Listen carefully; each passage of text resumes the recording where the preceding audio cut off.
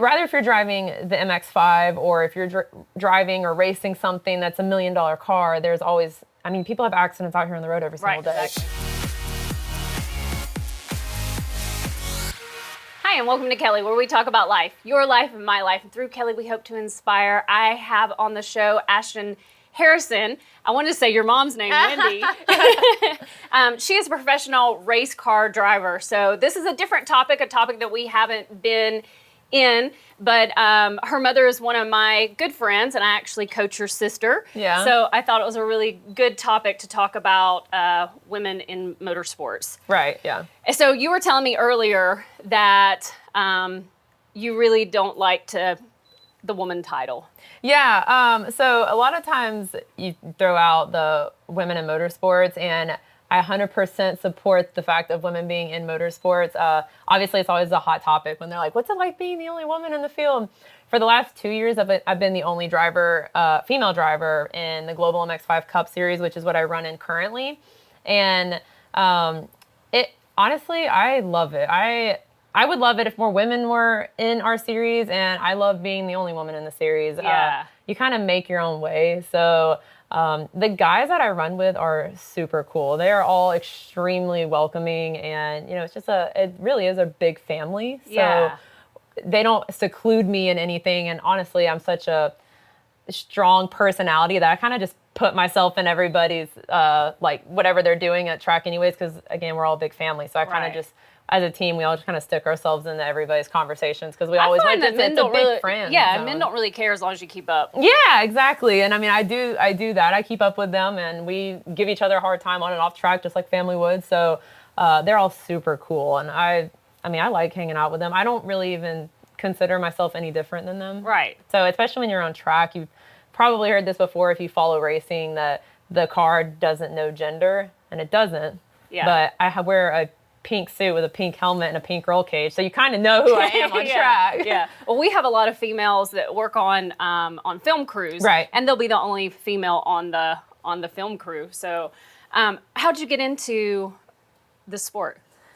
Funny enough is that I didn't purposely try to get into it at first. I turned 16. My dad taught me how to drive a manual. My first car was a Volkswagen Beetle, a red one, and it was a turbo Volkswagen Beetle. So that meant nothing to me. I didn't even know what that meant. I just knew that I opened the door on my 16th birthday to this car, and I'm like, oh my God, my dad got me this Volkswagen Beetle. I was super pumped. And I opened the door and saw it was a manual, and I'm like, what is that? I didn't, because I couldn't drive it home. And it was just a joke a little bit to my parents because they're like, oh, she's so excited. Psych, you can't drive this home because if you want to get your driver's license, you're going to have to take a test in this car. So honestly, it took me 6 months to learn how to drive a manual because I could not get my mind wrapped around it. But once I got it, it was a sense of being one with the car. It was doing what I was telling it to do. So I got this sense of speed of if I wanted to upshift, I was going to have to get to a certain RPM in the car, and I wasn't paying attention to speed. So going down the highway, I'm going over the speed limit. It may not be a lot, but I'm going over it because I'm I have to upshift. So I need to go faster. And before I knew it, I was just accumulating speeding tickets. I almost lost my license at 18. And at that point, I had transitioned into another car that I wanted to be a manual. So I got a second car, and I wanted a manual. I still, for whatever reason in my mind, I guess my dad didn't think that I was thinking this way. I just kept driving faster and faster, almost lost my license. My dad took me to a driving school called the Bondurant Racing School in Phoenix, Arizona. And they taught me how to drift on a skid pad. Nice. They weren't calling it drifting, it was car control. In my mind, I'm like, I am drifting. Yeah. And every year after that, I went back and they give you your racing license so you can obtain a racing license where you can go club racing, and the rest is history. I immediately got sucked into it. On our flight back home from Arizona, I remember telling my dad, I was like, dude, I want to do this. Let's go home and do some laps at Road Atlanta. Let's go do some laps somewhere. And So how expensive is the sport to get into? Because you have to have your own car. Yes and no. You have to have your own car at some events. If you do a track day event, you can bring your own car, or there are teams that actually rent cars, and you can rent them. It can be quite costly, so it's always important to make sure that you're fully aware of what this is going to take to be able to do this. Right. It's not an there are cheap ways to do it, and then there are ways that it costs way too dang much to even think about potentially doing something like that. So a sponsor is really important to make sure that you've got all your ducks in a row. Right. You're kind of prepared to know that this is what it's going to cost, and if you were to have damage, it could potentially cost this much. So track days, it's pretty moderate. Like you could spend less than $1,000 and have a really good time with your friends out there on track. You're driving and racing with each other, and then you get into a level like what I'm doing and above, where it's crucial to have a sponsor. Right. It's really hard to make it. And your sponsor is? Harrison Contracting. They're actually located here in Villa Rica, Georgia. So it's pretty cool to carry them around with me, since you say Villa Rica and people immediately are like, is that a city in Mexico? Exactly. Because they see the 2 L's and they're like, that's got to be a Y. So it's cool because we just got back from Portland, Oregon, like 3 days ago. So we had Harrison Contracting out there on the other side of the country. So it's pretty cool to get to take them around, and people say, Villa Rica, where's that at? And then you get to actually explain what it is. So right, exactly. Got a lot of pros to it, but it's always the same one. It's like, where? Villa Rica? Where's that? Yeah, right. They do that here too. So have you had any like close calls, like as far as like safety? Yes. I mean, it's the some of the nature of the sport is that it's dangerous.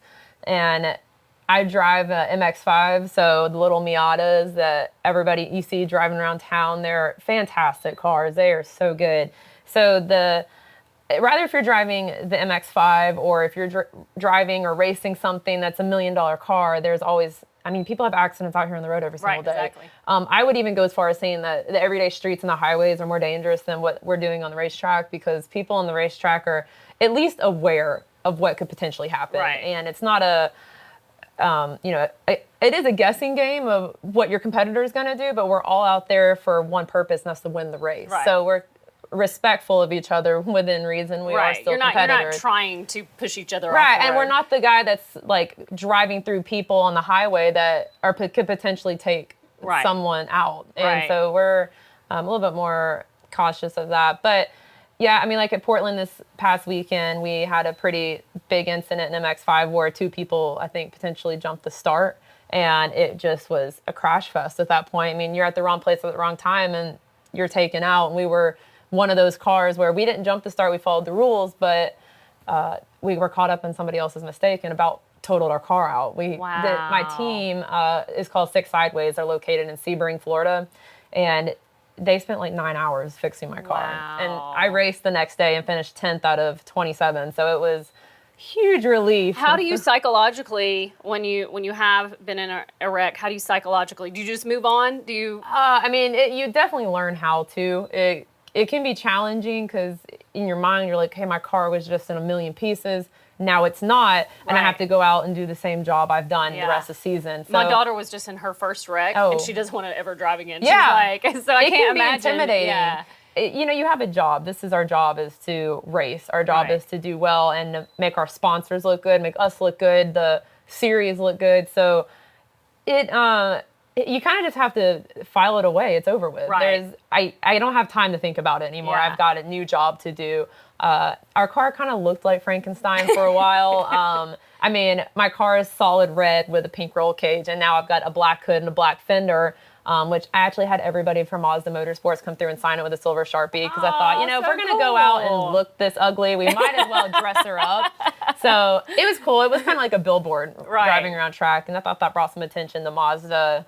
And it sucks because our Harrison Contracting sticker was on the hood of our car, and that's what we had to replace the hood. So I think that we got more publicity, funny enough, from that black hood than I think we did when it actually looks like a pieced up car. Well, this is for you. Thanks. It's something we do for all of our guests. It's just to remind you that you're a gift in life. You can take the whole cup and the candy. If you don't want to eat it, you can share it with somebody else. But the final thing that I'll ask you is to give some advice to another driver, typically probably a beginner driver. Right.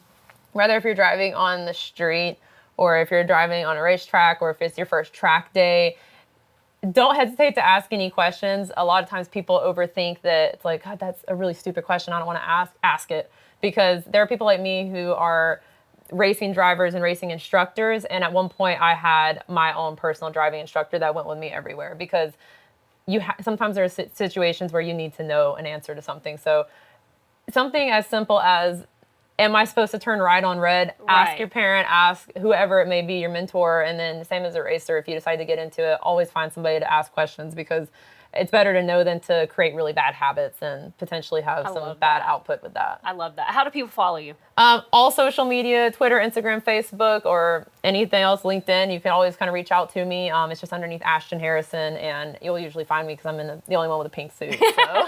Now, if people want to go, because you race around here, right? Yeah, usually it's across the U.S. But yeah, sometimes we have some local events. Yeah. So if they can follow, like if you're racing here, they can follow you. Yeah, and absolutely. They can even come up to the track. If we have a race somewhere in the Atlanta area, definitely reach out and I can get you guys some tickets to come in and kind of watch. We want to go. Yeah, I mean, I would love to give Villarica a little bit more attention. Right. Because like I said, people always, for whatever reason, you say Villarica and people think it's the city of Mexico. Yeah. So I've heard that so many times, I'm beginning to believe it. I would love to go do a thing like my husband covers NASCAR sometimes, and he covers. We've been to the Drifter. I'm not very drift good events, with yeah. But Atlanta Speedway, and so yeah, that would be so cool. Yeah, for sure. Okay. I'll do my best. Okay, awesome. All right, well, thank you so much. Thank you, guys. Thank you for being here. If you have any questions for Ashton, please leave. I still want to say your mom's name. Please leave it in the comments below, and we'll be glad to answer them for you. Share and like the video. Thanks.